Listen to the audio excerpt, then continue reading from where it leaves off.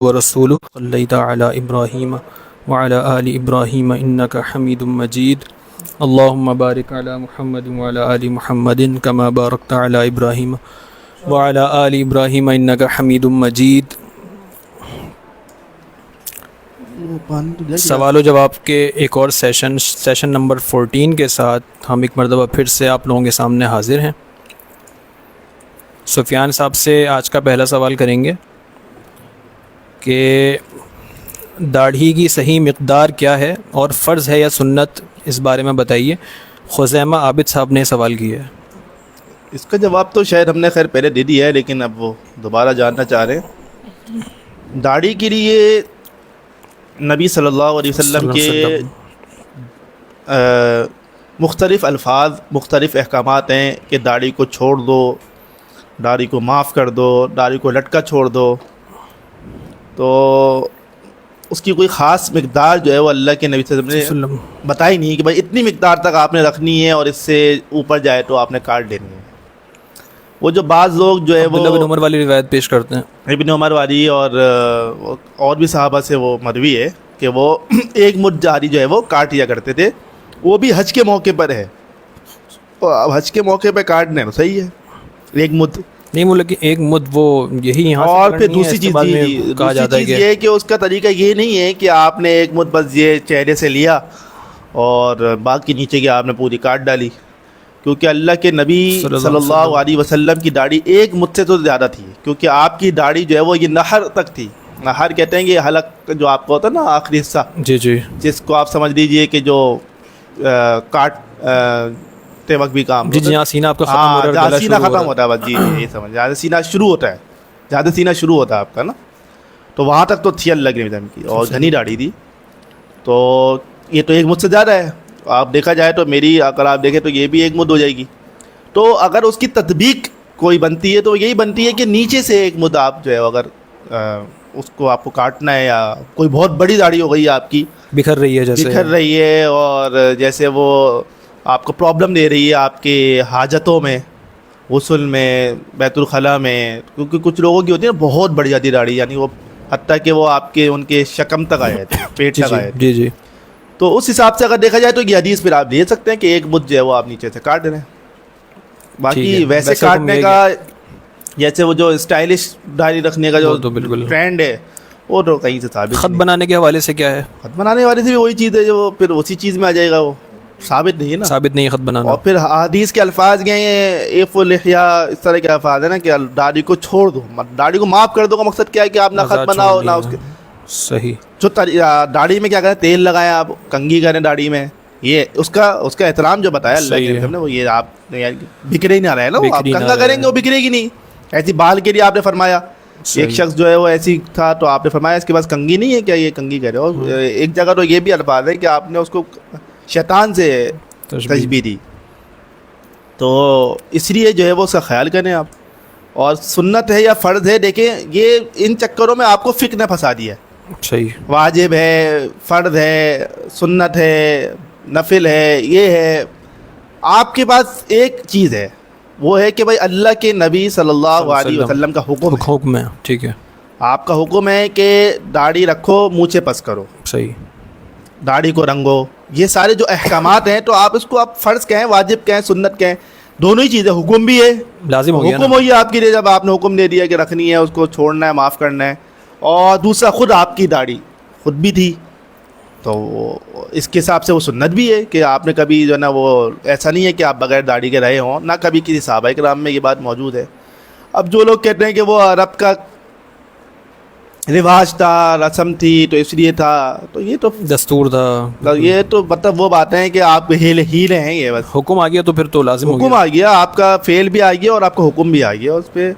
اور باقاعدہ یہ حکم مجوسیوں سے کہا ہے کہ مجوسیوں کی مخالفت کرو کہ وہ مونچھیں رکھتے ہیں، داڑھی کاٹتے ہیں، صحیح، تو تم نے داڑھی رکھنی ہے، مونچھیں کاٹنی ہے، صحیح، تو پھر مطلب ہم الٹا ہی چلتے ہیں، ہم مونچھیں رکھ رہے ہیں، داڑھی کاٹنے وہی والا کام کرتے ہیں جو آپ جس سے آپ نے منع فرمایا۔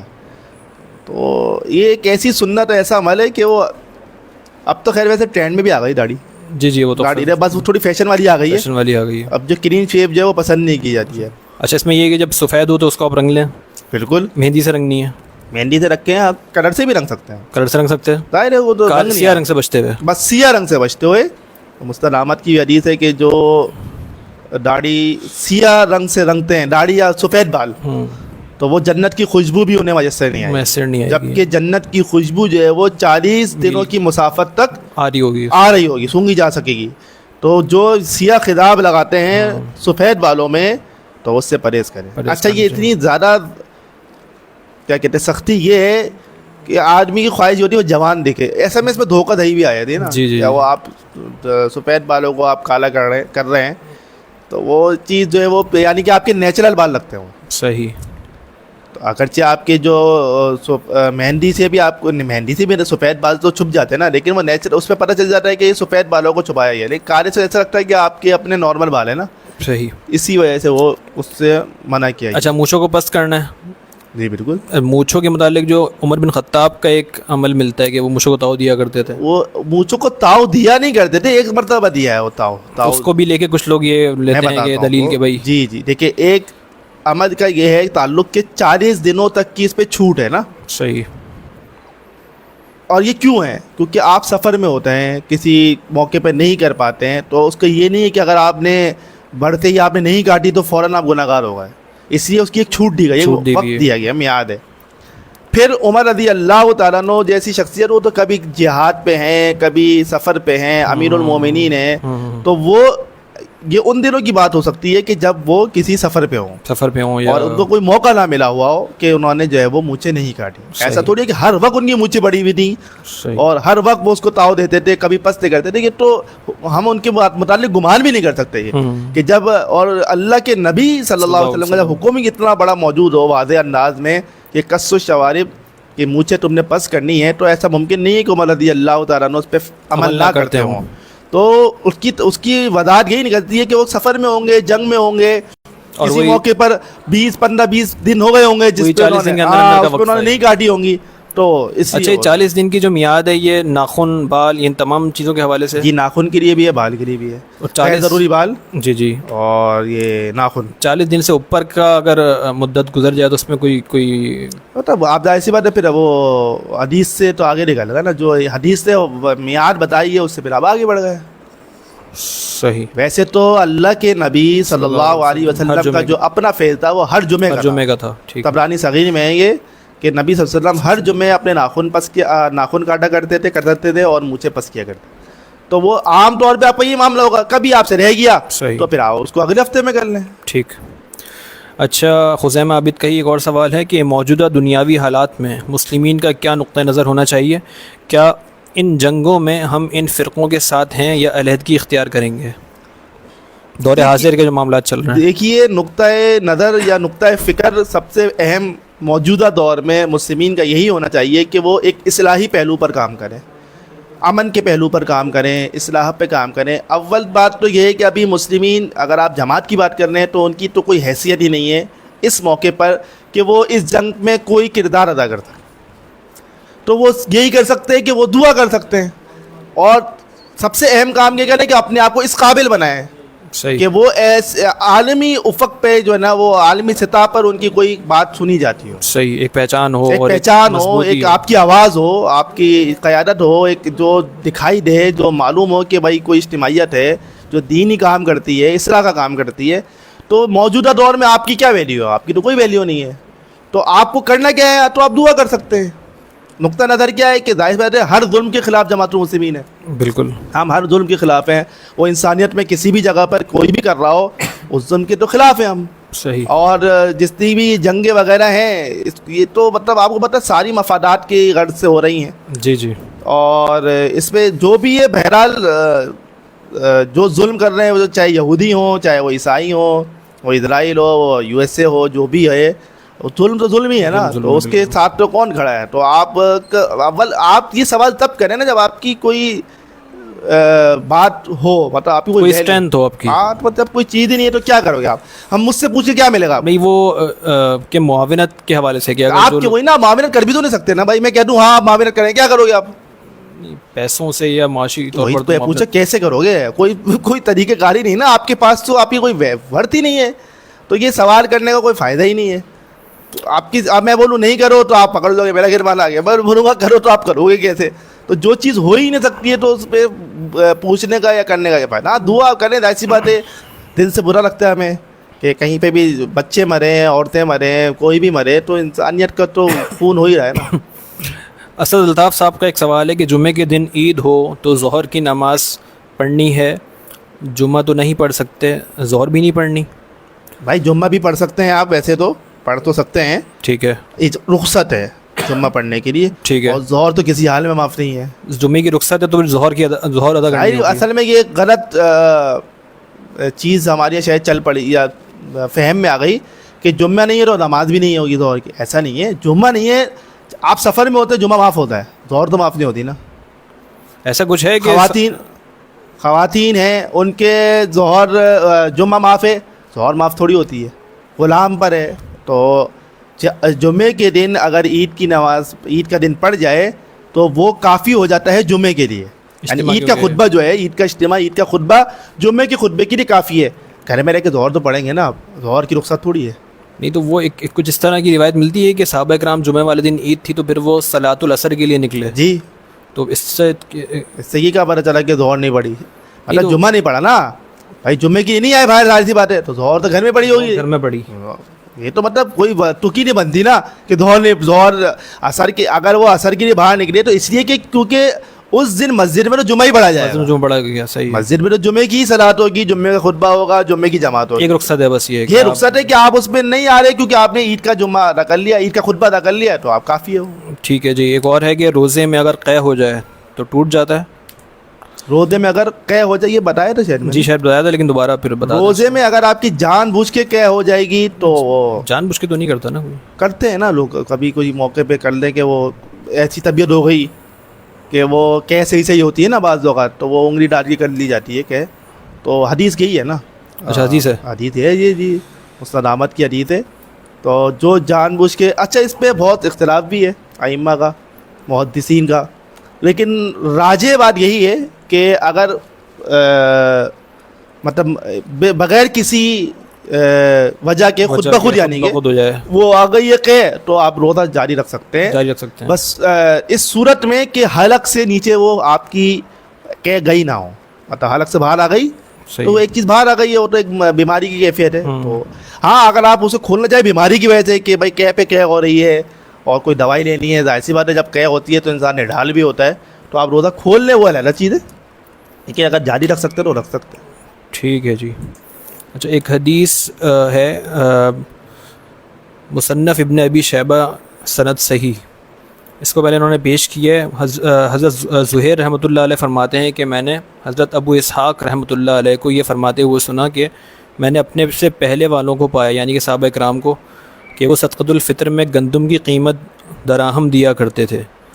تو یہ پوچھ رہے ہیں کہ کیا فطرہ پیسوں میں دے سکتے ہیں؟ زبیر مشتاق صاحب کا سوال ہے. دیکھیے یہ جو انہوں نے قول پیش کیا نا ابو اسحاق السختیانی کا, جی مصنف ابن ابی شیبہ میں صحیح سند کے ساتھ ہے, اور عمر بن عبدالعزیز کا بھی اس پہ ملتا ہے کہ وہ دراہم لیے جا سکتے ہیں اس میں, لیکن اقرب من السنہ یعنی کہ سنت کے قریب تر جو معاملہ ہے وہ یہ ہے کہ صحابہ کرام اللہ کے نبی صلی اللہ علیہ وسلم کے دور اقدس میں اپنے اناج غلے میں سے جو ہے وہ ایک سا گندم دیا, ایک سا جو ہے وہ زکوٰۃ الفطر دیا کرتے تھے گندم کی صورت میں, وہ تو کھجور کی صورت میں, جو کی صورت میں, اور دیگر جو وہاں پہ ان کے پاس کھایا جاتا تھا وہ دیا کرتے.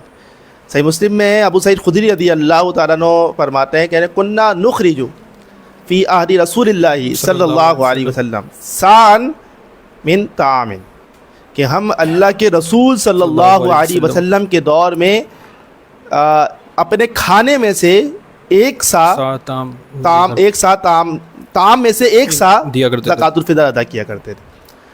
تو اب جو کیا کہتے ہیں عجیب سا آرگومنٹ ملتا ہے سننے کو کہ بھائی پھر وہ گندم دیں یا اونٹ پہ آ کے رہیں, یہ کوئی بات ہی نہیں ہے. جب آپ کو الفاظ مل گئے اللہ کے نبی صلی اللہ علیہ وسلم سے, ابو سعید خدری رضی اللہ تعالیٰ عنہ سے, کہ ہم اپنے کھانے میں سے دیا کرتے تھے, تو ہم بھی اپنے کھانے میں سے دیا کریں گے. جو طعام ہمارا کھانا آٹا ہوتا ہے تو آٹا دیتے ہیں, چاول ہوتا ہے چاول دیتے ہیں, دال ہوتی ہے دال دیتے ہیں. ان کا کھانا جو ہے وہ جو کھجور دیگر چیزیں ہوتی تھی تو وہ دیا کرتے تھے. تو آج بھی اگر آپ جو ہے وہ سنت سے قریب تر رہنا چاہتے ہیں, باقی آپ اپنا اشتہار اور قیاس اور فہم چلا کے تو کچھ بھی چلا سکتے ہیں اور کچھ بھی دے سکتے ہیں, کسی بھی اچھی نیت سے دے سکتے ہیں. سارے بدعت حسنہ اچھی نیت کے ساتھ ہی کی جاتی ہیں. اگر ایک چیز خراب ہو رہی ہے اس کو محفوظ کرنے کے لیے لوگوں کے فائدے کے لیے کام کیا جا رہا ہے نا, ایڈین اشتہار ہے اور فہم ہے نا آپ کا, تو یہ کہہ ہی نہیں رہا. تو آپ اشتہار سے تو کچھ بھی کر سکتے ہیں نا. اگر آپ کو سنت بتانی ہے, سنت مجھ سے جاننی ہے, تو سنت یہ اللہ کے نبی صلی اللہ علیہ وسلم کے دور میں کبھی کسی نے قیمت نہیں دی. انہوں نے غلے میں سے ہی, اپنے اناج میں سے ہی جو ہے وہ ایک ساتھ طعام دیا. اور اگر آپ یہ نیچے جائیں گے تو پھر تو ایک ساتھ ہی بحث شروع ہو جائے گی. عمر بن عبدالعزیز رحمۃ اللہ علیہ کے جو اقوال پیش کیے جاتے ہیں تو وہ تو انہوں نے تو پھر آدھا سا مقرر کیا تھا, مصنف میں ہی ہے وہی چیز. اچھا, تو پھر آپ نصف سا کے مطابق درہم لیتے تھے وہ, صحیح, یعنی کہ 1.25 کلو آٹے کی قیمت پہ ڈول لیں. آپ ساری چیزیں پوری کریں نا, ایسا تو نہیں ہے کہ آپ اپنے مطلب کی چیز دے لیں اور دوسری چیز آپ چھوڑ دیں. اور اس پہ کیا کہتے ہیں اختلاف بھی ہے پھر کہ سا کتنا ہوتا ہے اور وہ کتنا دیا جاتا تھا بعد میں. اسی ہم تو یہی کہتے ہیں کہ جب آپ کو اختلاف سے بچنا ہو تو آپ ایک ہی کام کر سکتے ہیں, اور وہ کام ہے اللہ کے نبی صلی اللہ علیہ وسلم کی سنت, آپ کے دور کے معاملات. تو آپ اللہ کے نبی صلی اللہ علیہ وسلم کے دور میں گئے تو باقی اس پہ کوئی وہ نہیں ہے. ہم یہ نہیں کہتے کہ بالکل ہی قطعی طور پہ آپ اس کو, لیکن یہ جو اگر آپ یہ چاہیں تو میں آپ کو یہ ائمہ اربعہ کو بڑا فالو اور سنا جاتا ہے نا. تو ائمہ یہ کام شروع کہاں سے ہوا؟ ابھی ائمہ اربعہ میں سے 3 ابھی بھی اس کے خلاف ہیں, مطلب ان کے اقوال جو ہیں. اور آپ میں بغیر کہ بتا دوں آپ سمجھ جائیں گے یہ چوتھے کون ہیں جنہوں نے کہا ہوگا, وہ امام ابو حنیفہ ہیں. امام ابو حنیفہ ہی کا ایک قول ہے کہ وہ کہتے ہیں کہ اس کے بدلے قیمت دی جا سکتی ہے, وہ جائز مانتے ہیں. صحیح. امام شافعی, امام احمد, امام مالک تینوں ناجائز مانتے ہیں, اور تینوں یہی کہتے ہیں کہ اس کے غلہ دیا جائے گا, طعام دیا جائے گا, یہی سنت ہے. پھر ابن تیمیہ وغیرہ جو ہیں وہ پھر اس کو جائز مانتے ہیں کہ قیمت دی جا سکتی ہے. تو پھر میں آپ کی کہا نا قرآن و سنت سے آپ نیچے آ جائیں پھر تو آپ کو جو چاہے ملے آپ کر سکتے ہیں. پھر مطلب جو آپ کی مطلب کو ہوگا وہ آپ کر سکتے ہیں. آپ اسی طرح کا تعبین اور اس پہ جاتے ہیں تو پھر تراویح کی رکعت میں بھی معاملات پھر آپ کے جی بالکل نکل آتے ہیں نا. ترمذی میں تو بتایا ہوا ہے امام ترمذی نے سند کے ساتھ کہ جو ہے نا وہ 38 رکعت 40 رکعت تک بھی ہے. تو اسی ہم کہتے ہیں کہ ہم تو اللہ کے نبی کی سنت کے پیروکار ہیں اور اسی کو فالو کرتے ہیں, اسی پہ چلنے کی کوشش کرتے ہیں. ٹھیک ہے. باقی اگر آپ کی کوئی انتظامی معاملہ ہے تو آپ وہ دیکھ لیں. صدقۃ الفطر کا ایسا بھی کچھ ہے کہ عید کی نماز میں جانے سے پہلے تقسیم بھی کرنا ہے مستحقین کو؟ نہیں, تقسیم کرنے کا نہیں ہے. اس سے اصل میں یہ اس لیے لیا جاتا ہے کہ عید کے دنوں کا کھانا ہو جائے ان کے لیے. جی یہ ابو داؤد کی حدیث ہے کہ وہ اس لیے ہے کہ وہ مساکین کی عید کا کھانا بن جائے. تو اس کا مطلب یہی ہے کہ ان کو عید تک مل جائے, عید کے دن مل جائے. صحیح. لیکن اس پہ ایسا کوئی لازمی عنصر نہیں ہے کہ آپ نے عید سے پہلے ادا ضرور ادا کر دینا ہے, کیونکہ پھر بانٹنے کا عمل تھوڑا دیر سے ہوتا ہے تو وہ اس کے بعد. اچھا, پھر آپ اس پہ ایک چیز اور ایڈ کر دیں کہ جو قیمت دے رہے ہیں اور جو لے رہے ہیں ان کو یہ لازم ہونا چاہیے کہ وہ اس قیمت کا غلہ لے کے پھر تقسیم کریں, اس میں ڈال دیں. ٹھیک ہے. جو بھی اس کا معاملات ہیں چلانے کے, جیسے کہ ابو ہریرہ رضی اللہ تعالیٰ عنہ کو نبی صلی اللہ علیہ وسلم نے مقرر کیا تھا نا, آپ کو یاد ہے حدیث, زکوٰۃ الفطر پہ اس غلے پہ وہ کوئی ایک اسٹوری جگہ تھی نا جس پہ ان کو مقرر کیا تھا, جہاں وہ چوکیداری کرتے تھے, جہاں پہ شیطان آیا وہ چوری کر کے لے گیا 3 دن تک, اور پھر آخر میں وہ آیت کرسی سکھا کے چلے گیا کہ اس سے محفوظ رہو گے. تو اس کا مطلب یہی ہے کہ اگر آپ قیمت بھی لیتے ہیں تو آپ نے اس سے پھر اس کو گودام جو بھی غلے کی جگہ ہے وہاں پہ آپ اس کو لے کے رکھ دیں. صحیح. کیونکہ بعض اوقات یہی ہوتا ہے میں نہیں دے رہا, میں اپنے بھائی کو پیسے دے دیتا ہوں. صحیح. اب وہ کیا یہ تھوڑی میں نے پیسے نکال دیے, میں پیسے اسی لیے دیتا ہوں کہ بھائی آپ جا کر اس کا غلہ آٹا چاول جو بھی ہے وہ آپ جا کے ادا کر دیں. صحیح. تو اسی طرح جو ذمہ داری لے رہا ہے نا پھر وہی ذمہ دار ہے. وہ بندہ وہ شخص جو ہے وہ تو پھر سبکدوش ہو گیا اپنے معاملات سے, کیونکہ اس نے آپ کے حوالے کر دیا. اب آپ جانے, آپ کا کام جانے کہ آپ اس کا غلہ کب خرید رہے ہیں, کب بانٹ رہے ہیں, کس کو دے رہے ہیں اور کب دے رہے ہیں. صحیح. یا تو پھر یہی ہے, پھر آپ جو ہے وہ قیمت لے لیں, پھر آپ جانے, آپ کا اللہ جانے. اچھا, دینے والے کے لیے بھی اس میں جو ہے وہ جو ادا کر رہا ہے اس کے لیے بھی اس میں کوئی خصوصیت ہے کہ اس کے جو روزوں کے درمیان معاملات ہوتے ہیں ان کا کفارہ بن جاتا ہے؟ جی بالکل. مطلب یہ وجہ بتائی نا ابو داؤد میں اسی کے ساتھ ہے نا کہ مساکین کے کھانا ہو جائے گا, اور جو روزے میں کوتاہی، کمی، غلطی، لغویات وہ ہو گئی، کچھ کمی پیشی رہ گئی ہے، تو وہ یہ کفارہ کفارہ بن جائے گا روزے کی غلطیوں کا، تو آپ کے روزے محفوظ ہو جائیں گے. صحیح. کمل صاحبہ ہیں، انہوں نے سوال کیا کہ روزے میں آنکھوں میں ڈراپس ڈال سکتے ہیں، جو آنکھوں میں ڈالے جاتے ہیں؟ کیا دوں، فتویٰ دوں، کیا دوں؟ اچھا، اس میں روزے کے علاوہ بھی مطلب روزہ پورا ہو جائے اس کے بعد ڈال لیں؟ ہاں، اگر نہیں ویسا تکلیف ہوگی تو وہ ڈال لوں گے، ظاہری بات ہے. احتیاط کے قریب تو یہی ہے کہ روزہ احتیاط کے قریب یہی ہے، باقی اس پہ کچھ کہہ نہیں سکتے بھائی. آنکھ میں ڈالنے سے اگر وہ جسم کے اندر جاتا ہے تو پھر تو غلط ہے. اگر وہ حلق، کیونکہ کان میں تو میں کنفرم کہہ سکتا ہوں، کیونکہ کان سے سیدھا حلق کا تعلق ہوتا ہے. صحیح. لیکن آنکھ کا کچھ علم نہیں ہے نا ہمیں. آنکھ کا تو آپ کو کان میں کبھی آپ زور سے پانی دے رہے ہیں وہ سیدھا حلق پہ چلے جاتا ہے. بالکل بالکل. تو وہ یا ناک ہو گئی تو ناک سے حلق کا تعلق ہوتا ہے، لیکن آنکھ کا نہیں معلوم. اگر بہت تکلیف ہے تو صحیح ہے، صحیح، کوئی فتویٰ نہیں دے سکتا. ٹھیک ہے. خزیمہ عابد کا سوال ہے کہ کیا قیام اللیل دیکھ کر پڑھنا جائز ہے جس کو قرآن یاد نہ ہو اس کے لیے؟ دیکھیے یہ بھی پھر سنت والی بات آ جائے گی، تو کہ اللہ کے نبی صلی اللہ علیہ وسلم کے دور میں ایسا نہیں ہوتا تھا. ٹھیک ہے. کہ کوئی دیکھ کے پڑھتا تھا. ایسا تھا کہ جس کو جتنا قرآن یاد تھا وہ کھڑا ہو جاتا، اس کے پیچھے جو لوگ ہیں وہ ٹکڑیوں کی صورت میں پڑھتے تھے. ٹھیک ہے. وہ ایک جو ملتا ہے وہ حضرت عائشہ رضی اللہ تعالیٰ عنہا کا ملتا ہے ان کے غلام کہ ان کے جو غلام تھے وہ ان کو دیکھ کے جو ہے وہ تلاوت کرتے تھے اور وہ پیچھے پڑھا کرتی تھی. اس میں ایک بات اور بھی ہے کہ خاتون پیچھے تھیں اور آگے جو ہے وہ انہوں نے امام مقرر کیا، مرد خود سے نہیں پڑھا، اور خود بھی تو دیکھ کے پڑھ سکتی تھی. صحیح. تو اسے مردوں کے لیے تو پھر بھی یہ بات نہیں آئے گی.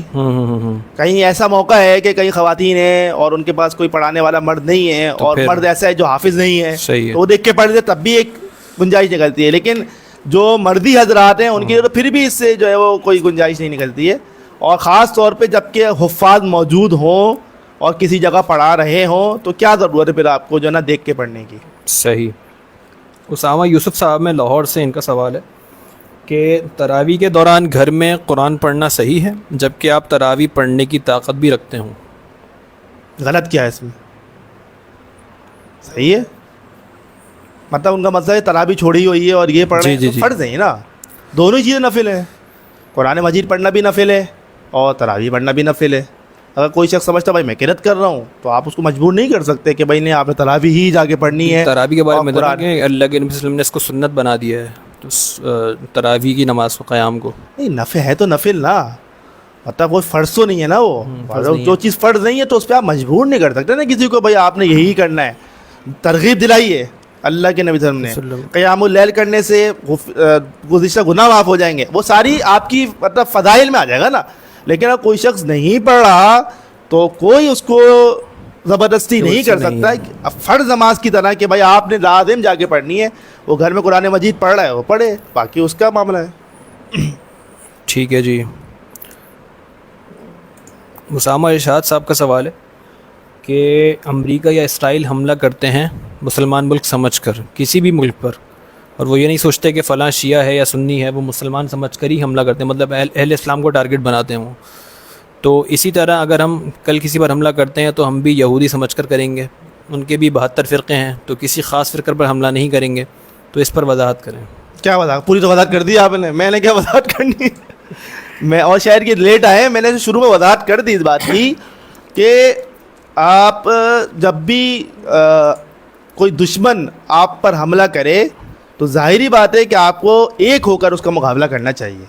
اس میں تو کوئی دو رائے نہیں ہے، کیونکہ دشمن ایک آپ کو جب واضح ہے کافر ہے اور وہ یہودی ہے جو کہ آپ کا پکا کٹر دشمن ہے آج سے نہیں شروع سے، تو اس پہ تو ہم کب آپ کو انکار کر رہے ہیں. ہم تو یہی کہہ رہے ہیں پہلے آپ ورتی تو بنو، پہلے آپ اتنے قابل تو بنو نا کہ آپ اس پہ کسی کا ساتھ دے سکو. آپ کی حیثیت ہی کوئی نہیں ہے، آپ اس پہ سوال کر رہے ہیں. اگر آپ ایسا ملک بات کر رہے ہیں، پاکستان کی بات کر رہے ہیں آپ، تو بات یہ کہ ان کے پاس پوری طاقت ہے سب کرنے کی، لیکن وہ مجبوری یہ ہے کہ وہ ایسے ہاتھوں میں ہے کہ جو کچھ کرتے ہی نہیں ہے. صحیح. تو میں اور آپ بیٹھ کے کیا کر سکتے سوائے سے کہ ہم مذمت کریں گے. ٹھیک ہے. اور میں کہتا ہوں یہ سب سے زیادہ کیا الفاظ نہیں ہے، مطلب یہ صرف ایک بہانہ ہوتا ہے بھائی ہم نے مذمت کر دی، ایک بیان دے دیا ریلی نہیں، اس سے کیا مل گیا؟ کوئی فائدہ نہیں. آپ کی مذمت سے بڑا جیسے نیتن یاہو جو ہے وہ کہے گا بھائی مذمت کر دی انہوں نے، ہم نے کرنا حملہ. صرف ریلیونٹ رہنے کے طریقے ہوتے ہیں کہ بھائی ہم نے جو ہے وہ مذمت کر دیا, ہمارے قائد نے مذمت کر دیا, ہماری جماعت نے اجتماعیت نے مذمت. کون سی اجتماعیت یا تنظیم یا گروہ ہوگا جو اس کو اچھا مانتا ہوگا, مانے گا, صحیح ہے, جو یہ کہے گا بھائی اچھا. اصل میں یہ سوالات اس سے بھی زیادہ ہو رہے ہیں کیونکہ ایک گروہ نے شاید اس کی حمایت کر دی ہے کہ یہ شیعہ مر رہے ہیں تو مرتے رہے نا, تو یہ انتہائی جو ہے وہ غلط بات ہے. ایسے موقع پر آپ اچھی امن اور صلح کی بات کریں, صحیح, اور آپ کو اس پہ ایک مثبت کردار ادا کرنا چاہیے, بجائے اس کے کہ آپ کہتے ہیں بھائی اچھا ہے وہ تو یوں ہے وہ ہے. مطلب یہ کوئی طریقہ, اور اس سے اصل بات یہ ہے, پھر تو میں جاتا ہوں نا, پھر آپ مجھے, میں آپ کو بتاتا ہوں, بات یہ ہے کہ آپ کے ساتھ کیا یہ گیا ہے کہ آپ کو پہلے تقسیم کیا گیا, ٹھیک ہے, پھر آپ کی طاقت کو ختم کیا گیا, آپ کو متحد نہیں رکھا گیا, آپ کو متفرق کیا گیا, پھر آپ کو زبان میں, فرقوں میں, تعصب میں بانٹا گیا, ملکوں میں, حدود میں, فاصلوں میں بانٹا گیا. اب جب حملہ ہوتا ہے تو پھر آپ رو رہے ہوتے ہیں کہ بھائی اس پہ کوئی کچھ کہتا نہیں, کچھ کرتا نہیں, جو اس سے پہلے سب کچھ ہو چکی ہے. آپ کو کیا لگ رہا ہے حملہ وہ آج کر رہے ہیں؟ پلان ان کے وہ 100 سال کے ہیں, ایسا ہی ہے, پرانے ان کے پلانز ہیں جس پہ وہ آج آمد درآمد کر رہے ہیں. اور ان کو پتہ چل بھی کر رہا ہے نا, آپ کی آنکھیں ابھی بھی نہیں کھل رہی ہیں, مطلب مسلمانوں کی آنکھیں پوری دنیا میں ابھی بھی نہیں کھل رہی نا. ابھی بھی وہ اس بات کو رو رہے ہیں کہ جو نا وہ ایران نے جو ہے وہ قطر پہ کیوں حملہ کر دیا, یو اے ای پہ کیوں. ظاہری بات ہے جب آپ نے وہاں پہ اپنے اڈے دیے ہوئے ہیں, اپنی جگہیں فراہم کی ہوئی ہیں, وہ اس جگہ کو یوز کر کے اس پہ حملے کرتے ہیں, تو ان کا تو شکوہ جائز ہے پھر کہ بھائی آپ نے جگہیں دے کے ہم پہ حملہ کروا رہے ہو. حالانکہ یہ بھی اب جو بات ہے, ابھی تو خیر یہ مسئلہ چل رہا ہے, ورنہ جو اس سے پہلے عراق کے ساتھ ہوتا یہ بھی ساتھ دے رہے تھے. جی جی جی, یہ کون سا جو ہے وہ دودھ کے دھلے ہیں. جب عراق کے ساتھ ہوا, اس سے پہلے عراق ان کے خلاف, مطلب یہ تو پرانی کہانی ہے. اگر آپ اس کے پیچھے جاتے جائیں, صدام حسین تھا عراق کا, جب وہ وہاں سے اٹھا ایران پہ انہوں نے جو ہے وہ چڑھائی کی, پھر جب عراق آگے بڑھ گیا, پھر امریکہ نے صدام کو پکڑنے کی کوشش کی, بھائی آپ اس کو پیچھے کریں.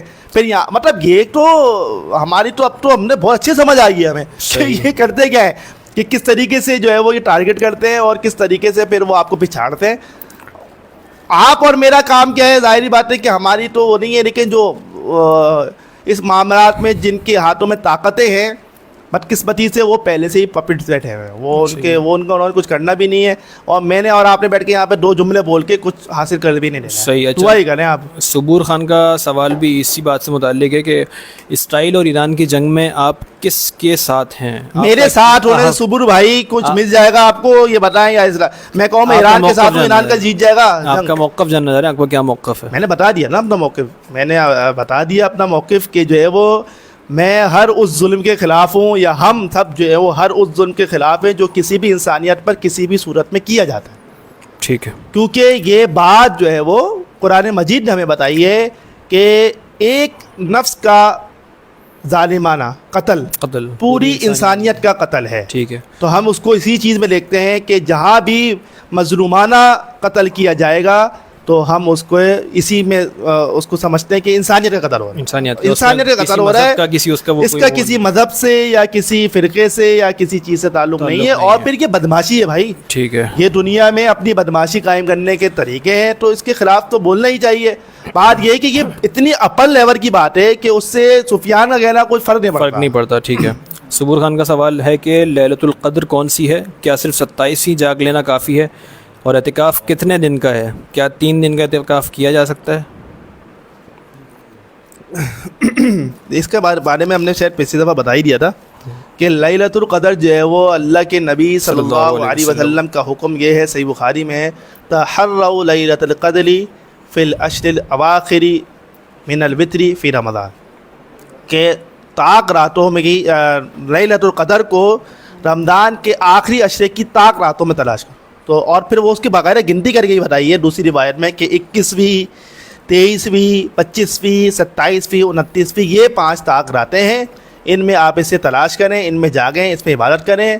اللہ کے نبی صلی اللہ علیہ وسلم ان راتوں میں خود بھی جاگتے تھے, اپنے اہل و عیال کو بھی جگاتے تھے, اپنا اظہار کثریہ کرتے تھے, اور آپ کو نشانیاں بتائی گئی تھیں, لیکن وہ نشانیاں پھر اٹھا دی گئیں, اور پھر یہ ہمارے پاس آپ نے فرمایا اسی میں تمہاری یہ بہتری ہے کہ اب تم ان 5 راتوں میں تلاش کرو. صرف 27ویں کسی جگہ پہ ثابت نہیں کہ صرف 27ویں, نشانیاں 27ویں کی بھی ہیں, 21ویں کی بھی ہیں.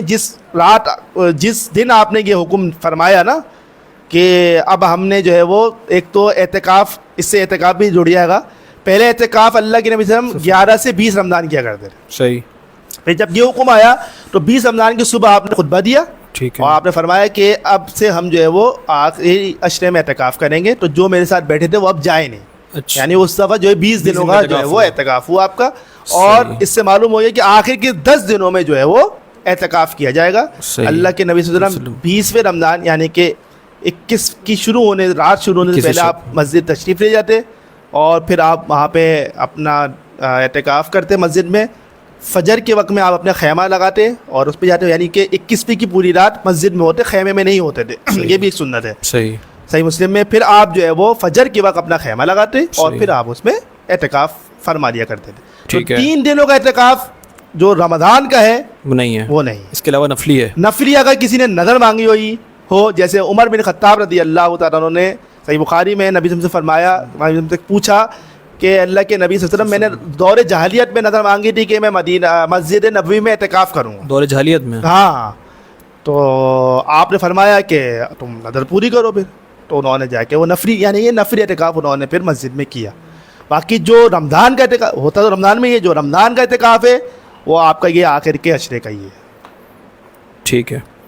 محمد سیف صاحب نے پوچھا کہ عید کی نماز کا شرعی حکم کیا ہے؟ واجب ہے، سنت موقدہ ہے یا فرض کفایہ ہے؟ جی یہ میں نے آپ کو پہلے ہی بتایا تھا، پہلی اسٹارٹنگ میں ہی. واجب، فرض، لازم، یہ سب ایسی ٹرمز ہیں جو لوگوں نے، یہ وہ ٹرمز ہیں کہ جو لوگوں نے بنائی، یہ فقہ کی ہیں. اگرچہ اس میں کوئی برائی بھی نہیں ہے لیکن اس میں کوئی اچھائی بھی نہیں. یہ کنفیوژن کے لیے پیدا کی گئی ہیں. جیسے بدعت، پھر بدعت حسنہ، پھر کچھ طلاق حسنہ، طلاق بدعہ، یہ کنفیوژن پھیلا دی نا بھائی. ہے اثر قرآن و سنت، بس یہی چیز ہے. تو اللہ کے نبی صلی اللہ علیہ وسلم نے عید کی نماز پڑھی ہے، صحابہ کرام نے پڑھی ہے، کبھی چھوڑی نہیں ہے. ہم بھی پڑھتے ہیں، پڑھتے رہیں گے، کبھی چھوڑیں گے نہیں. ٹھیک ہے. خواتین تک کا حکم دیا اس کا مطلب فرض ہے؟ جی. اور خواتین کے یہاں تک حکم کیا کہ انہیں آنا ہے، پہنچنا ہے، تو ہم نہیں پہنچ رہے ہیں. ٹھیک ہے جی. کہتے ہیں کہ عید کے معاملے میں حکومت یا رویت ہلال کمیٹی کا اعلان ماننا چاہیے یا ہر شخص اپنی الگ تحقیق کرے؟ ہر شخص اپنی الگ تحقیق کرے مطلب خود سے ہر بندہ دیکھے چاند کو اور پھر ظاہری بات وہ تو آپ نے کرنی ہے کوشش.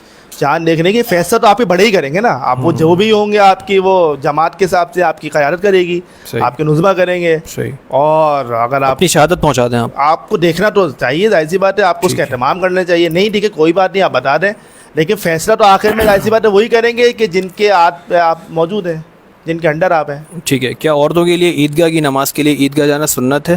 قرآن و حدیث سے وضاحت کر دیں.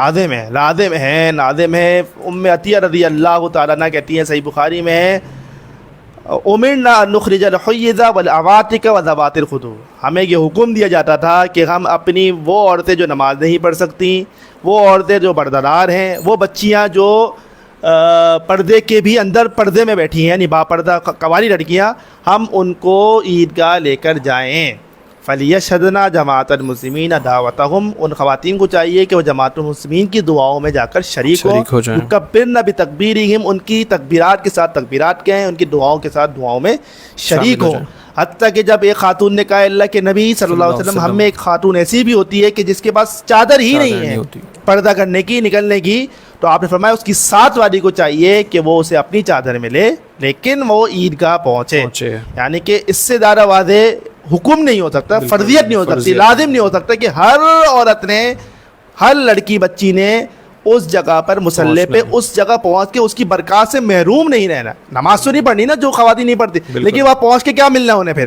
صحیح برکات، وہاں کی رحمت ہے، اس کو انہوں نے حاصل کرنا ہے. اور الحمدللہ اس پہ ہم نے بہت جماعت اس میں کام کیا ہے اور اب مجھے نظر آتا ہے کہ اور جگہ بھی اس کا باقاعدہ اہتمام ہوتا ہے. ٹھیک ہے. محمد سیف صاحب نے پوچھا کہ عید کی نماز عیدگاہ میں پڑھنا افضل ہے یا مسجد میں؟ مسجد میں تو ثابت ہی نہیں ہے بھائی، مسجد میں تو ثابت ہی نہیں ہے، تو افضل اور فرض کا تو بات ہی نہیں ہے. افضل کا ایک ہی طریقہ ہے، ایک ہی طریقہ ہے، وہ مصلی پہ جانا ہے، عیدگاہ میں جانا ہے. ٹھیک ہے. محمد سیف کا ایک اور سوال ہے کہ کیا گھر کا سربراہ پورے گھر والوں کا فطرانہ ایک ساتھ دے سکتا ہے یا ہر فرد کا الگ نیت کے ساتھ دینا ضروری ہے؟ یہ تو ایک ظاہری بات ہے، جب آپ کے گھر میں 5 افراد ہیں اور وہ 5 افراد کا دے رہا ہے تو نیت کے نیت ہو گئی نا خود بخود کہ بھائی 5 بچوں کے دے رہا ہوں یا 20 بچوں کا دے رہا ہوں میں. ٹھیک ہے. اسامہ ارشاد کہ انجینئر مرزا احادیث سے دلائل دیتے ہیں کہ حضرت علی رضی اللہ عنہ نے کہا تھا کہ حواری کے پیچھے نماز ادا کر سکتے ہیں، تو کیا صحیح حدیث سے یہ بات ثابت ہے؟ حواری کے پیچھے حواری لکھا ہے انہوں نے، خوارج شاید لکھنا چاہ رہے ہوں گے انہوں نے، یہاں حواری لکھ دیا، تو کیا باقی یا خوارج کے پیچھے نماز ادا کر سکتے ہیں؟ نہیں، ایسا تو کہیں نہیں کہ حضرت علی رضی اللہ تعالیٰ عنہ نے کہا کہ آپ ان کے پیچھے نماز پڑھ سکتے ہیں. بس میں باغیوں کے بارے میں کچھ تھا نا، باغی جو تھے وہ خوارج نہیں تھے، باغی وہ اب اس کی بڑی لمبی بحث ہے. ڈیبیٹ، جی بالکل. اور ویسے تو حضرت علی رضی اللہ تعالیٰ عنہ نے ایسا کچھ نہیں کہا کہ خوارج کے پیچھے نماز پڑھ سکتے ہیں. ابن عمر کا ہے اور وہ حدیث کی سند صحیح نہیں ہے، صحیح نہیں، منقطع روایت ہے کہ جس میں انہوں نے کہا ہے.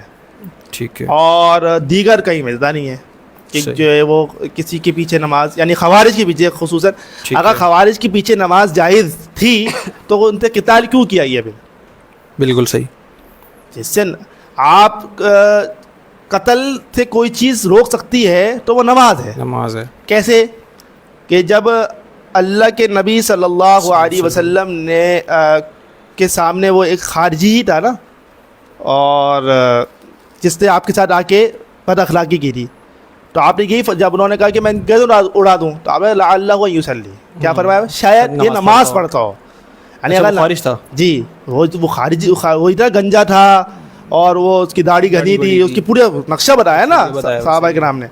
تو اس میں پھر آپ نے فرمایا، آپ نے اس وقت یہی بھی بتایا نا، اس کی نسل سے ایسے لوگ نکلیں گے شاید صحیح ہے، جو ایسے قرآن پڑھیں گے کہ تم حیران ہو جاؤ گے ان کی قرات پہ. ایسی نماز پڑھیں گے تم اپنی نمازوں کو ہلکا سمجھو گے، لیکن قرآن ان کے حلق سے نیچے نہیں اترے گا، وہ اسی کی نسل میں تھے. لیکن آپ نے کیا فرمایا؟ لعلہ ان یصلی، شاید یہ نماز پڑھتا ہو. تو جو نماز پڑھتا ہو اس سے تو پھر قتال کیسے ہو سکتا ہے؟ وہ لوگ بھی نماز پڑھتے رہے، جو خوارج تھے نماز وہی پڑھتے، لیکن ان کا قتال یا ان کا خون اس لیے ہو گیا کیونکہ انہوں نے کفر کے فتویٰ لگا دیا تھا صحیح حضرت علی رضی اللہ تعالیٰ عنہ پر. تو پھر ان سے قتال، اگر وہ قتال مطلب قتل، میں کہنے کا مقصد یہ ہے قتال آخری حد ہے. ٹھیک ہے. جنگ کرنا، کسی کی گردن اڑانا، کسی کا خون کرنا، یہ آخری حد ہے. بالکل. تو جب آپ ان کے پیچھے سارے کام جائز سمجھتے ہوں گے تو پھر جنگ کیوں کریں گے بھائی؟ صحیح. اچھا، محمد سیف صاحب پوچھتے ہیں کیا فطرہ ہم خود ادا کر سکتے ہیں کسی بھی مستحق کو بجائے انتظامیہ کو دینے کے؟ نہیں، یہ فطرہ جمع ہوگا مسلمین کے انتظامیہ کے پاس، پھر وہ سب میں تقسیم کیا جائے گا. جیسے کہ اللہ کے نبی کے پاس جمع ہوا، ابو ہریرہ اس پہ چوکیدار تھے، وہاں پہ خادم تھے، اور پھر وہ تقسیم کیا جاتا ہے بعد میں. تو آپ نے خود نہیں دینا، آپ نے جمع کرانا ہے اور پھر اس کے بعد وہ تقسیم کیا جائے گا. اچھا ٹھیک ہے. جو بھی ہم بات کر رہے تھے اسی پر ایک ملک اسد صاحب نے صحیح بخاری کی ایک روایت پیش کی ہے کہ صحابہ کرام نے عثمان رضی اللہ عنہ سے خوارج کے پیچھے نماز پڑھنے کا پوچھا تو عثمان رضی اللہ عنہ نے اس کی اجازت دی اور فرمایا کہ یہ اچھا کام ہے، لیکن اگر وہ برائی کا حکم دیں تو اس پر عمل نہ کرنا. جبکہ حدیث نمبر 694 میں اللہ کے نبی صلی اللہ علیہ وسلم نے فرمایا کہ امام لوگوں کو نماز پڑھاتے ہیں، پس اگر امام نے درست نماز پڑھائی تو اس کا ثواب تمہیں ملے گا، اور اگر غلطی کی تو بھی تمہاری نماز کا ثواب تم کو ملے گا اور غلطی کا وبال ان پر رہے گا. ہم کیوں فرقوں کے پیچھے نماز نہیں پڑھ سکتے؟ کیا عثمان رضی اللہ عنہ کو فاعتزل تلک الفرق کلھا والی حدیث کا علم نہیں تھا؟ اگر نہیں تھا تو کیا ہزاروں صحابہ کو بھی نہیں تھا؟ مدلل جواب عنایت فرما دیں. سب سے پہلی بات، عثمان رضی اللہ تعالیٰ عنہ سے یہ کسی نے نہیں پوچھا کہ خوارج کے پیچھے نماز پڑھ سکتے ہیں یا نہیں. میں آپ کو پوری حدیث بتاتا ہوں. حدیث کے الفاظ یہ ہیں کہ کچھ لوگ آئے جب اس موقع پر جب عثمان رضی اللہ تعالیٰ عنہ گھر میں محصور تھے، اور پھر انہوں نے آ کر کہا، امیر المومنین سے پوچھا کہ امام فتنہ جو ہے ہمیں نماز پڑھاتے ہیں اور آپ یہاں پہ گھر میں محصور ہیں، ہمیں برا لگتا ہے نماز پڑھنا، تو آپ اس بارے میں کیا حکم دیتے ہیں؟ یہ حدیث کے الفاظ. حضرت عثمان نے کہا کہ نماز تو اچھا کام ہے، تو تم یہ باقی الفاظ ہوئے ہیں کہ برا کام کہیں تو اس سے پیچھے ہٹ جاؤ، نماز میں تم شامل ہو جاؤ. پہلی بات یہ ہے کہ جو مسجد نبوی میں اس وقت امامت کر رہے تھے، اگر وہ خارجی تھے، بلوائی تھے یا باغی تھے، تب تو بات پھر سمجھ آتی ہے کہ بھائی انہوں نے اجازت دی اور وہ پڑھ رہے تھے. جب آپ کو یہ پتہ چل جائے کہ وہاں پہ امامت کون کر رہا تھا تو اس کا مطلب کیا ہوگا کہ خارجی، بلوائی اور باغی لوگ امامت نہیں کر رہے. صحیح. ٹھیک ہے. فتح الباری میں، سنن کبریٰ بہقی میں صحیح سند کے ساتھ کہ اس موقع پر جب حضرت عثمان رضی اللہ تعالیٰ عنہ محصور تھے تو حضرت علی رضی اللہ تعالیٰ عنہ امامت کر رہے ہیں. صحیح. اور بھی دیگر صحابہ کے نام میں تھے، صحابہ کرام امامت کر رہے تھے. اب سوال یہ پیدا ہوتا ہے پھر انہوں نے کیوں پوچھا؟ ٹھیک ہے. ایک تو پوچھا کیوں اور پھر فتنہ کے امام کے الفاظ ہیں. جی جی جی, وہ غلط فہمی ہے کہ وہاں پہ فی کے الفاظ رہ گئے ہیں, امامو فی فتنہ کہ فتنے کے وقت میں اس وقت جو امامت کر رہا ہے, کیونکہ امامت کرنے کا سب سے زیادہ حقدار امیر ہے, خلیفہ ہے, امیر المومنین ہے. اگر وہ ہو تو وہ امامت کرے گا. اور ظاہر سی بات ہے جو ان کے بیعت یافتہ مسلمین تھے انہیں برا لگتا تھا کہ امیر تو اندر محصور ہے اور دوسرے لوگ امامت کر رہے ہیں. تو انہوں نے سوال یہ کیا کہ آپ اندر محصور ہیں, کوئی دوسرا اس فتنے کے وقت میں امامت کر رہا ہے تو ہمیں برا لگتا ہے. تو اس موقع پر عثمان رضی اللہ تعالیٰ نے جواب دیا کہ آپ ان کے اچھے کام ہیں تو نماز پڑھا رہے, نماز پڑھ لو, کوئی مسئلے کی بات نہیں ہے. تو اس سے کہیں یہ ثابت نہیں ہوتا کہ وہ خوارج بلوائی اور خارجین کے پیچھے نماز ہو رہی تھی یا وہ مسجد نبوی میں امامت کر رہے تھے اور حضرت عثمان نے ان کو اجازت دے دی تھی. نہیں, علی رضی اللہ عنہ پڑھاتے تو بات ہی کلیئر ہو جاتی ہے کہ جب علی رضی اللہ عنہ پڑھاتے تو بات ہی کلیئر ہو جاتی ہے کہ وہ امامت کس کے اختیار میں تھی. وہاں پر اور بھی صحابہ کے نام ملتے ہیں, صحابہ کے نام فتح الباری میں کلیئر الفاظ میں صحابہ کے ناموں کے ساتھ موجود ہے کہ اس وقت امامت کون کر رہا تھا. تو یہ غلط طریقے سے بتایا گیا آپ لوگوں کو. پھر اس کے ساتھ جو دوسری حدیث ایڈ کر دی انہوں نے کہ جو ہے وہ امام جو ہے وہ غلطی کرے تو اس کی غلطی کرے, غلط امام نے کھڑا کرنا, غلطی امام صحیح ہے غلطی کر جائے.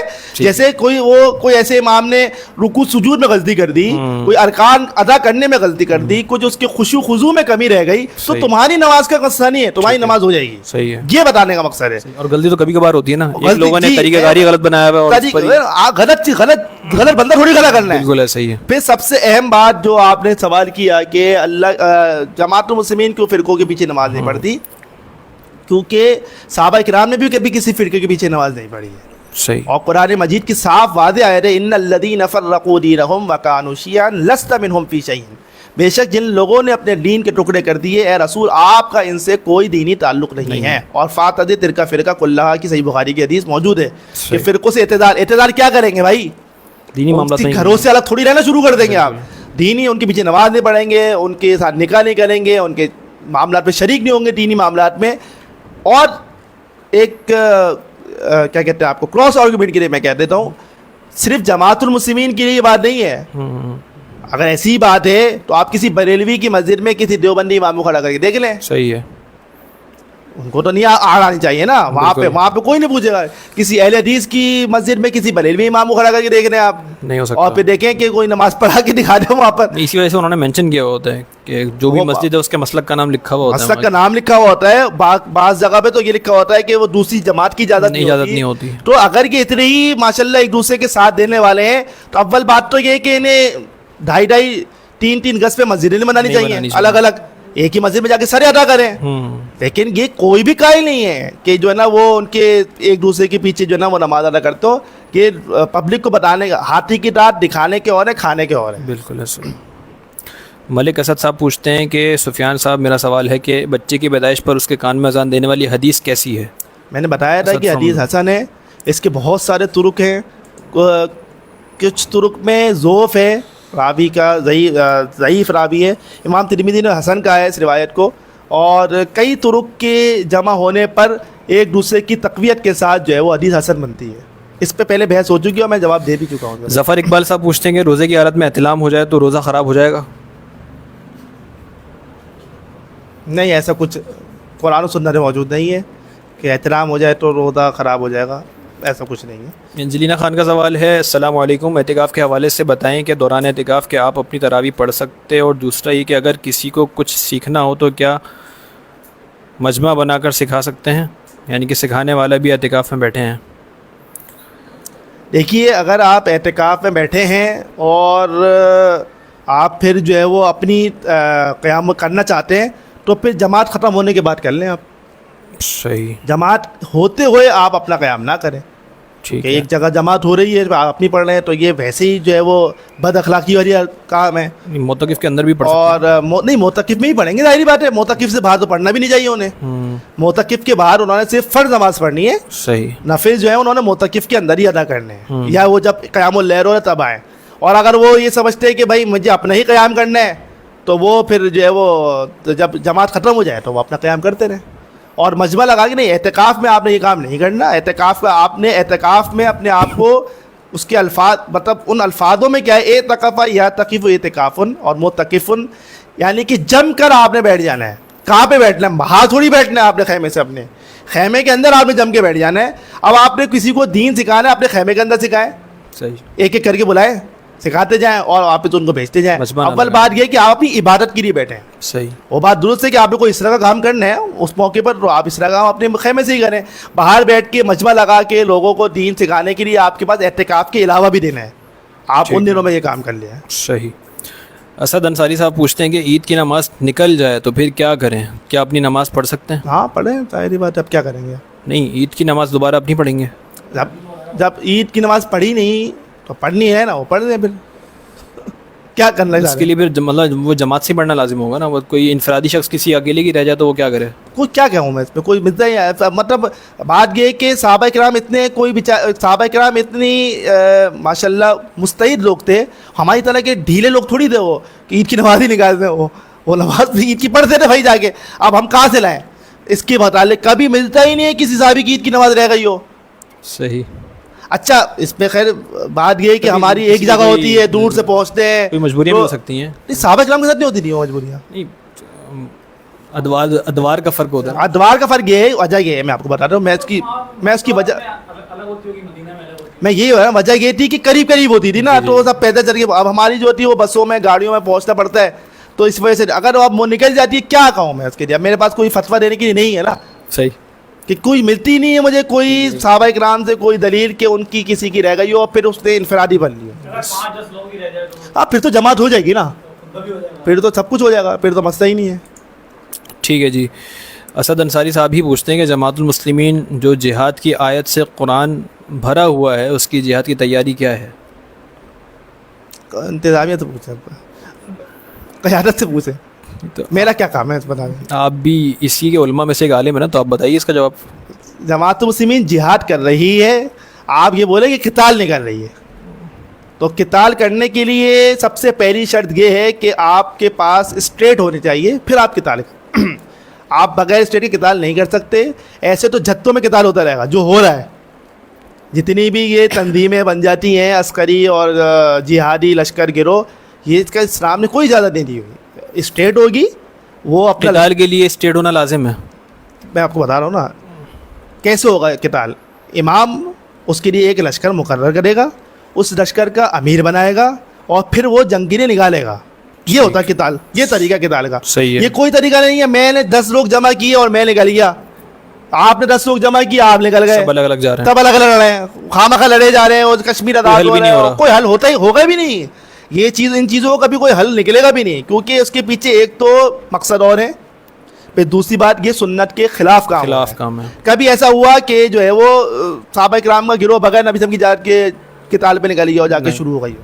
جو سب سے پہلا قتال جو جنگ کی صورت میں بدر پہ ہوا وہ اس وقت جب مدینہ آپ ہی لے کے نکلے نا، آپ اسی کا کمانڈ خود کر رہے تھے اور آپ اس کو لے کے نکلے 300 افراد جو ہے 313، اور پھر جا کے جو ہے وہ قتال ہوا. رہی بات اس کی جہاد کی، جو جہاد کی تو قسمیں وہ ہم ابھی بھی بیٹھ کے جہاد ہی کر رہے ہیں. ٹھیک ہے، زبان سے آپ کو مت سے بتا کے آپ کو جہاں تک ممکن ہو سکے گا وہ تو ہم کام کر رہے ہیں. تو قتال کے لیے سب سے پہلے آپ متحد تو ہو جائیں، متحد ہو جائیں کسی جگہ پہ، آپ اپنی پاور تو بنا لیں، تب جا کے آپ قتال کریں گے نا. مطلب آپ کیسے لڑیں گے آپ مجھے بتائیں. ابھی آپ سے یہ تو سمجھ رہا ایران اور غزہ، دوسرے پہلے پھر برما تھا، اور یہ کشمیر کا بھی ایک چلو ہے معاملہ، تو پھر آپ سے یہ تو سمجھ نہیں رہا آپ قتال کی بات کیا کریں گے. لیکن اس کی تیاری کے بارے میں بھی تو قرآن مجید میں آیت ہے نا کہ وَأَعِدُّوا لَهُم مَا اسْتَطَعْتُم مِّن قُوَّةٍ، تو وہ تیاری کریں نا. وَبِالرِّبَاطِ الْخَيْلِ، وہ ان کے لیے ہے کہ جو طاقت میں ہو. ہماری اپنی مدد کے لیے اس وقت کوئی نہیں ہے. آپ کی اپنی، آپ خود آپ بے یارو مددگار ہیں، تو آپ کسی کی مدد کیا کریں گے بھائی؟ مدد کون کرے گا؟ آپ کبھی کسی سے مدد مانگتے ہیں، آپ کھائی میں گر رہے ہیں، آپ نے ہاتھ پھنسا ہوا آپ کو برابر میں ایک اور، آپ اس سے مدد مانگیں گے؟ تو باہر ہو، صحیح بات ہے. جس کا ہاتھ پھنسا ہوا ہے دونوں کا، وہ ایک دوسرے سے مدد تو نہیں مانگے، کسی باہر والے سے مانگیں گے بھائی کہ تو باہر ہے تو ہمیں نکال لے. اب جو سبھی کھائی میں لٹکے ہوئے ہیں تو وہ ایک دوسرے کی کیا کریں گے؟ تو بات یہ ہے کہ وہ جو قرآن مجید کی آیت ہے کہ تم کیوں نہیں نکلتے، تو انہیں کے لیے کہ جو پہلے سے آپ اس پوزیشن میں ہیں کہ وہ مدد کر سکیں. آپ کی یہ جتنی آپ کی بات ہے وہ اسٹیٹ سے آپ مطالبہ کر سکتے ہیں، جس کا کوئی فائدہ بھی نہیں ہونا. اور رہی بات اس کی کہ آپ نے اس کے لیے قوت تیاری کرنی ہے، صلی اللہ علیہ وسلم نے ڈائریکٹ جہاد کی تیاری نہیں کی قتال کی. آپ نے پہلے لوگوں کو ایمان اور اسلام بتایا کہ ہے کیا اسلام, اس پہ عمل کیسے کرنا ہے, ایمان کیا ہے, اور پھر آپ نے اس کے لیے طاقت حاصل کی. تو آپ پہلے اسلام تو بتا دیں لوگوں کو, اسلام ایمان اور اسلام تو لوگوں کو صحیح طور پہ ہم روشناس کرا لیں, پھر اس کے بعد دوسرا کام بھی کر لیں گے. ٹھیک ہے. اسد انصاری صاحب بھی پوچھتے ہیں عید کی نماز سے متعلق ہے کہ حنفی حضرات اپنی خواتین کو لے کے نہیں جاتے تو اس کا گناہ کس پر ہوگا, کیونکہ ان کے جو گراؤنڈز ہیں وہاں پر کوئی انتظام ہی نہیں ہوتا اس چیز کا خواتین کے حوالے سے. جہاں ہوتا وہاں لے جائے نا, وہ نہیں ہوتا نا ان کے یہاں. نہیں جہاں ہوتا ہے وہاں لے جائے نا, ان کے یہاں نہیں ہوتا نا, مطلب حنفی. اچھا ٹھیک ہے, جہاں ہوتا ہے جہاں ہوتا ہے وہاں لے جائے. صحیح. یہ کہ جب آپ کو یہ حدیث آپ کے علم میں جب آ گیا, آپ مجھے یہ بتائیں, یہ ایک دکان کا آپ کو پتہ چل جائے کہ بھائی یہاں پہ دودھ جو ہے وہ پانی میرا ملتا ہے, ٹھیک ہے, تو آپ وہاں سے جا کے دودھ دیتے ہیں؟ پھر بالکل نہیں. آپ پھر دوسری جگہ کو تلاش کرتے ہیں کہ جہاں پہ دودھ صحیح اور خالص ملے گا. ٹھیک. جب آپ کو یہ معلوم ہو گیا بھائی جہاں پہ ہم ہیں یا جس مذہب کو ہم نے اختیار کیا وہ ہمیں خالص دین نہیں دے رہے, تو آپ دوسری جگہ جاؤ نا بھائی. یا آپ یہ کہہ کے اپنی جان چھڑا لو کہ بھائی انہوں نے ہمیں بتایا تھا ہم تو کر دیے. تو یہ کاروبار میں اور چیز خریدتے وقت تو آپ سے یہ نہیں ہوتا, تو وہاں پہ آپ ساری تیاری کرتے, ساری تحقیق کرتے ہیں. تو جب آپ کو دین فروش پتہ چلے یہ دین فروشی ہو رہی ہے تو پھر آپ اس پہ جو ہے نا وہ اپنا عمل کریں. ٹھیک ہے. منذر عبد الرحمن صاحب سلام انہوں نے کیا, اس کے بعد لکھتے ہیں امید ہے آپ لوگ خیریت سے ہوں گے. 2 سوال ہیں ان کے, تو پہلا سوال پڑھ لیتے ہیں کہ پہلا یہ ہے کہ ٹراؤزر کو باٹم سے یعنی کہ نیچے کی طرف سے فولڈ کرنا جائز ہے یا صرف ناف سے فولڈ کر سکتے ہیں, کیونکہ اکثر میں نے فرقہ والوں کو ہدایت دی لیکن ان کی طرف سے جواب ملتا ہے کہ شلوار کو اوپر کی طرف سے فولڈ کرنا ٹھیک نہیں ہے. اس میں تھوڑی وضاحت کر دیں. کپڑا اڑسنا جو ہے نا وہ منع ہے. تو کپڑا اڑسنا جو ہے وہ اب کسی بھی طریقے سے آپ لے سکتے ہیں, مطلب فولڈنگ میں ہی آئے گا, اڑسنا اسی کو کہتے ہیں. اب وہ نیچے سے ہو یا اوپر سے ہو, تو احتیاطی تدبیر یہی ہے کہ وہ کپڑا آپ بنائیں ایسا کہ وہ اڑسنے کی ضرورت ہی نہ پڑے اسے, اس کی جو لینتھ اتنی ہو کہ وہ اظہار اوپر ہی ہو. اصل الفاظ یہی ہیں کہ وہ اس کو فولڈ نہیں کرنا نا, ظاہری بات میں نماز نہیں ہوتی نا. جی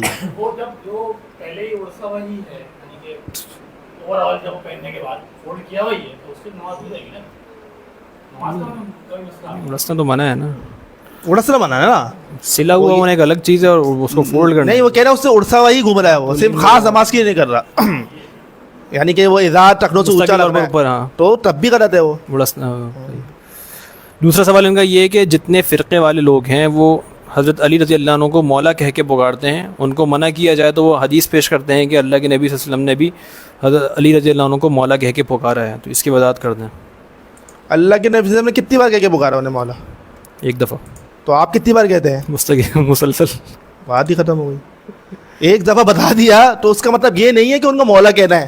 آپ نے ایک دفعہ اور آپ نے کہا من کن تو مولا ہو فہذا علی مولا, جس کا میں مولا اس کا علی مولا. یہ پھر آپ نے کبھی یہ بولو اے مولا علی ادھر آؤ, آپ نے کبھی نہیں کہا انہیں. آپ یہ علی بن ابی طالب میرے چچا کے بیٹے, اے ابو تراب, اے علی, مطلب اور القاب سے اتنے سارے اچھے پیارے پیارے القاب ہوں گے, آپ اس سے پکار. کبھی ابو بکر نے کہا مولا علی؟ کبھی کہا؟ کبھی بھی نہیں کہا. عمر کسی نے نہیں کہا. عثمان نہیں.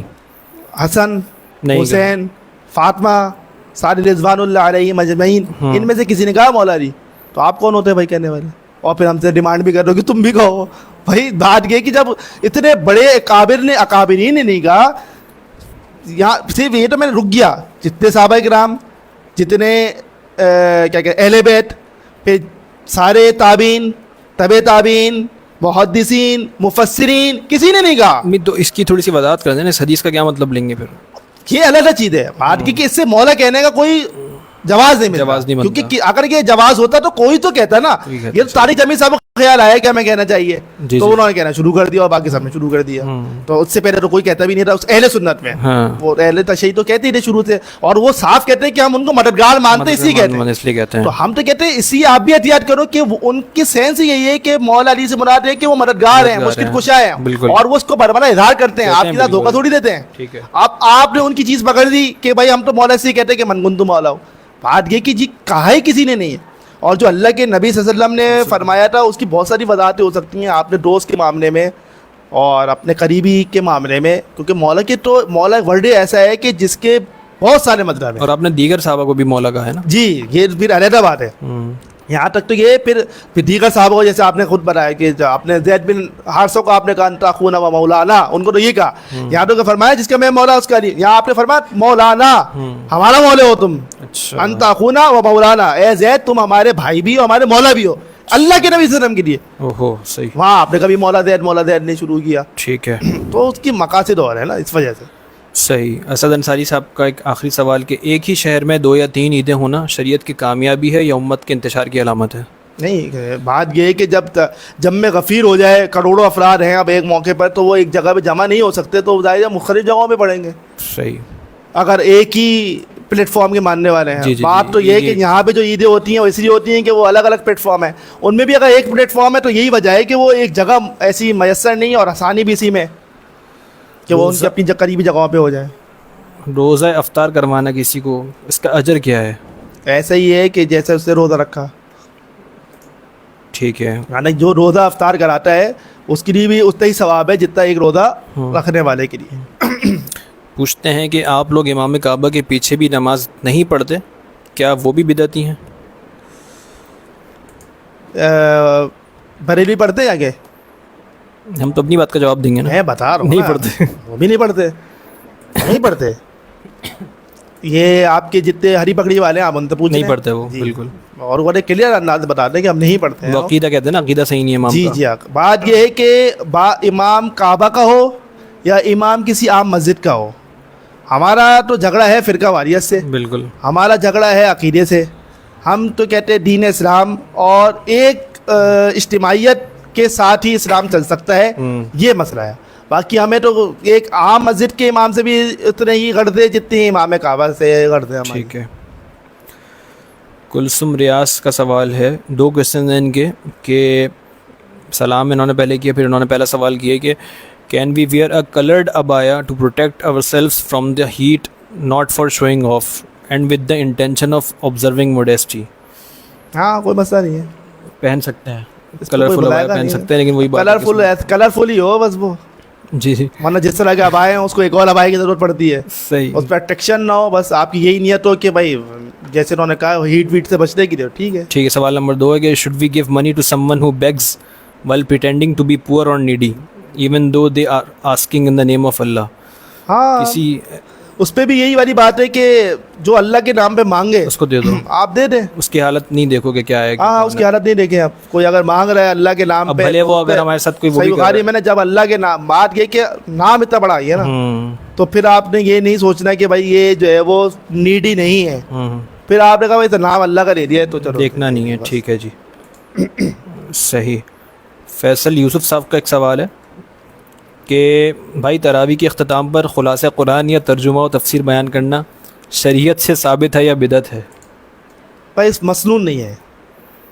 کبھی بھی اللہ کے نبی صلی اللہ علیہ وسلم کے دور میں، صحابہ کرام کے دور میں، تابعین کے دور میں، تبع تابعین کے دور میں، محدثین کے دور میں، کسی دور میں ایسا نہیں ہوا کہ جو ہے وہ اس طرح کا کوئی خلاصہ پیش کیا جاتا ہو. ٹھیک ہے. فیصل یوسف صاحب نے ایک اور سوال کیا ہے کہ میں نے ایک حدیث پڑھی ہے، اس کا حوالہ یاد نہیں ہے ان کو، کہ جنت ایک چٹیل میدان ہے، انسان کے اعمال کے بسبب جنت کو ہریالی، پھل پودے اور دیگر نعمتوں سے آراستہ کیا جائے گا. یہ حدیث تبلیغی جماعت والے بڑی شدت کے ساتھ بیان بھی کرتے ہیں. کیا یہ حدیث صحیح ہے؟ کیونکہ ہم نے جماعت المسلمین کی کتب اور تقاریر میں کبھی نہیں پڑھی یا سنی. وضاحت فرما دیں. یہ حدیث ایسے نہیں ہے جیسے بتا رہے ہیں. وہ حدیث ایسے ہے جو ترمذی کی ہے حسن سند کے ساتھ کہ جنت ایک چٹیل میدان ہے، اور حضرت ابراہیم علیہ السلام جب معراج کے موقع پہ اللہ کے نبی صلی اللہ علیہ وسلم گئے تو ابراہیم علیہ السلام آپ کو ملے. تو ابراہیم علیہ السلام نے کہا کہ اے بھتیجے اپنی امت کو میرا سلام کہنا، اور انہیں بتانا کہ جنت ایک چٹیل میدان ہے، اس کی خوشبو بڑی خوشبودار ہے، اس کی مٹی بڑی خوشبودار ہے، اور اس میں باغبانی جو ہے یعنی کہ پودے درخت لگانے کا جو عمل ہے وہ ہے سبحان اللہ والحمد للہ ولا الہ الا اللہ واللہ اکبر. اور اس کی کافی ساری طرق ہے جس میں لا حول ولا قوت الا باللہ کے بھی الفاظ ہیں. جب آپ یہ پڑھتے رہیں گے تو آپ کی جو جنت ہے نا اس میں پودے اور درخت بڑھتے رہیں گے. ایسا نہیں ہے کہ میں عمل کروں گا تو پھر جو ہے وہ اس میں درختوں کی تعداد بڑھی. عمل سے نہیں، وہ اس عمل جو ہے نا وہ یہ والا ہے سبحان اللہ والحمد للہ. یہ آپ پڑھتے رہیں گے تو آپ کے درخت پودے بڑھتے جائیں گے. ٹھیک ہے. منظر عبد الرحمن صاحب نے ایک اور سوال کیا ہے کہ کہتے ہیں کہ ایک اور سوال ذہن میں کافی وقت سے چل رہا ہے کہ انجینئر مرزا صاحب کہتے ہیں کہ کھڑے ہو کر پانی پینا سنت ہے, اللہ کے نبی نے پیا تھا. حدیث کا ریفرنس کہہ رہے ہیں مجھے یاد نہیں ہے, لیکن اس بارے میں آپ وضاحت کریں. اللہ کے نبی صلی اللہ علیہ وسلم سے نہیں ہے ثابت بالکل. حضرت علی رضی اللہ تعالیٰ عنہ کا فعل ہے جو ملتا ہے صحیح مسلم میں اور ترمذی میں ہے کہ انہوں نے وضو کے بعد ایک چلو جو ہے وہ کھڑے ہو کے پیا, تو لوگ تعجب کرنے لگے ان پر کہ یہ کیا کر رہے ہیں, اور حتیٰ کہ حسن اور حسین رضی اللہ تعالیٰ عنہما بھی موجود تھے, وہ بھی حیران تھے. تو تعجب کرنے سے محسوس کیا, وہ تعجب کرنے سے معلوم ہوتا ہے کہ کھڑے ہو کے پیتا کوئی نہیں تھا. ٹھیک ہے, وہ تب بھی تعجب کیا نا انہوں نے کہ یہ کیا کر رہے ہیں. تو حضرت علی نے محسوس بھی کیا ٹھیک ہے کہ تم مجھ پہ تعجب کر رہے ہو, حالانکہ میں نے یہ کام اللہ کے نبی صلی اللہ علیہ وسلم کو کرتے ہوئے دیکھا ہے. ٹھیک ہے, یہ ایک بات تو ہوئی. اس کے علاوہ دیگر کئی احادیث ہیں ترمذی میں, صحیح مسلم میں, ابو داؤد میں, کہ کھڑے ہو کے پانی نہ پیو. لا یشربن احدکم قائما, تم میں سے کوئی شخص کھڑے ہو کے پانی نہ پیے. تم میں سے کوئی پی لے غلطی سے فلیقی, اسے چاہیے کہ وہ کہہ کر لے. کیا تم میں سے کوئی چاہتا ہے کہ اس کے ساتھ جب وہ کھڑے ہو کے پیے یا کھائے پیے تو اس کے ساتھ بلّہ پیے, یعنی کہ شیطان پیے. تو یہ اتنی ساری احادیث اور حکمی احادیث کے بعد یہ بات محسوس ہوتی ہے اس دونوں کو آپ میں کوئی تطبیق دینی ہوگی. بالکل. یا تو ممکن ہے کہ عمل پہلے کا ہو, ٹھیک ہے, یا پھر دوسری تطبیق یہ کہ وضو کے موقع پر آپ ایک چلو آپ ہاتھ پی رہے ہیں. اس سے یہ اتنا ہی ثابت ہوتا ہے بس. آپ کا باقاعدہ کھڑے ہو کے کھانا پینا ثابت نہیں ہوتا. اللہ کے نبی صلی اللہ علیہ وسلم سے بعض لوگ صحیح بخاری کی بھی حدیث پیش کرتے ہیں حج کے موقع پر کہ آپ اونٹنی پر تھے, تو زمزم پینے کے بھی جی زمزم, تو وہ اونٹنی پہ سواری پہ بھائی اونٹ کھڑا ہوا ہے, آپ تو بیٹھے ہوئے تھے اونٹنی کے اوپر, اور اس میں ابن عباس رضی اللہ تعالیٰ عنہ بتاتے ہیں کہ اس پورا دن آپ اترے ہی نہیں ہیں اونٹنی سے. صحیح. تو اس کا مطلب ہے کہ جب آپ نے پیا تو آپ اونٹنی پہ بیٹھے ہوئے تھے. بالکل. تو کھڑے ہو کے اور اتنی ساری یہ جو بہاری سے پھر کیا کریں گے آپ. صحیح. اگر وہ ثابت اور جائز ہے تو یہ جو ہے کہ بلّہ پیے, مطلب اتنی سختی بتا دی گئی کہ اگر غلطی سے پی لے تو اسے چاہیے کیا کر دے, تو اس سے زیادہ سختی کیا ہوگی. صحیح. ٹھیک ہے. ایک سوال ہے کہ ایسا شخص جس نے امیر کی بیعت نہ کی ہو لیکن فرقوں سے علیحدہ ہو, کیا اس کے پیچھے نماز جائز ہے, اور مسلمین فرقوں کے امام کے پیچھے نماز کے قائل کیوں نہیں ہیں؟ یہ تو جواب دے دیا, مہربانی تفصیل سے بتائیں. نہیں تفصیل سے دے اس کا جواب, وہ لوگ پیچھے کر لیں تھوڑا سا پہلے والے کا. کیا کہ ایسا شخص جس نے امیر کی بیعت نہ کی ہو لیکن فرقوں سے علیحدہ ہو. یہ تو جھگڑا ہے, مطلب یہ تو مطلب بنیادی بات ہے ہماری. من ماتا ولیس فی عنقہ بیعۃ ماتا میتۃ جاہلیہ. صحیح مسلم میں ہے کہ جس شخص کی موت اس حال میں ہوئی کہ اس کی گردن میں امیر کی بیعت نہیں ہے تو اس کی موت جاہلیت کی موت ہے. تو جو شخص جاہلیت کی موت مر رہا ہو تو اس کو ہم ایمان پہ کیسے کھڑا کر سکتے. ٹھیک ہے. محمد حسام الدین کراچی سے ہیں. انہوں نے ایک حدیث کا ترجمہ پیش کیا کہ اے بنی طلحہ, یہ چابی لے لو, یہ ہمیشہ تمہارے پاس رہے گی, اسے تم سے صرف ظالم ہی چھینے گا. کیا اس حدیث کے مطابق کعبہ کی چابی جماعت المسلمین کے علاوہ کسی اور کے پاس بھی ہو سکتی ہے؟ نہیں, تو ظالموں نے چھین لی نا, ظالموں نے چھین لی. جماعت المسلمین کے پاس ہی تھی, عثمان بن ابی طلحہ تھے وہ عثمان, اور آپ نے فرمایا کہ انہی کے پاس رہے گی, تو جماعت اور کوئی ظالم چھینے گا, چھین لی ظالموں نے, اب کیا کریں. دوبارہ حاصل بھی تو کرنی ہے. ہاں کریں گے, آئیں گے نا, کبھی کا موقع آئے گا انشاءاللہ تعالی. ٹھیک ہے جی. اور وہ کہتے ہیں ابھی بھی انہی کے خاندان پہ ہے وہ چابی, بتاتے رہ گئے سعودیہ میں ابھی بھی کعبہ کی چابی اسی اسی خاندان کے پاس ہے. صحیح. منظر عبد الرحمن صاحب کا ایک سوال, منظر عبد الرحمن کا ایک سوال ہے کہ انجینئر مرزا صاحب یہ بھی کہتے ہیں کہ اگر غیر مسلم کو سلام کا جواب دینا جائز ہے, حدیث سے ثابت ہے, اس کی وضاحت کر دیں. غیر مسلم کا سلام دینا, سلام کا جواب دینا نہیں, وہ تو کیا نام ہے, یہودی نے جب آپ کو سلام وعلیکم, صحیح بخاری میں کہ آپ اس کو وعلیکم کہہ سکتے ہیں, جتنا وہ کہے آپ اس پہ وعلیکم کہتے ہیں, بھائی تم ابھی یہ تم کہہ دو ہمیں. ٹھیک ہے. عید کے دن کے حوالے سے کیا سنتیں ہیں اس کے بارے میں؟ عید کے دن کے حوالے سے سنت یہ ہے کہ آپ نے عید کے دن غسل کرنا ہے, اپنا صاف ستھرا ہونا ہے, اچھے صاف ستھرے پاک کپڑے پہننے ہیں, اور جو ہے وہ عیدگاہ کی طرف آپ نے چلے جانا ہے. ہاں, اور عید الفطر کے موقع پر جو ہے وہ اللہ کے نبی صلی اللہ علیہ وسلم کھجوریں کھا کے جو ہے وہ نکلا کرتے تھے, اور مسعود احمد کے الفاظ ہیں کہ آپ طاق عدد میں کھجوریں کھاتے تھے, تو طاق عدد میں آپ کھجوریں کھائیں اور پھر آپ جو ہے وہ عیدگاہ کی طرف روانہ ہو جائیں. راستے میں آپ بلند آواز میں تکبیرات پڑھتے رہیں, اللہ اکبر لا الہ الا اللہ واللہ اکبر اللہ اکبر وللہ الحمد اللہ اکبر اللہ اکبر اللہ اکبر کبیرہ، یہ تکبیرات پڑھ پڑھ کے آپ جائیں مصلی پہ پہنچیں اور عید کی نماز ادا کریں، مبارکباد دیں ایک دوسرے کو۔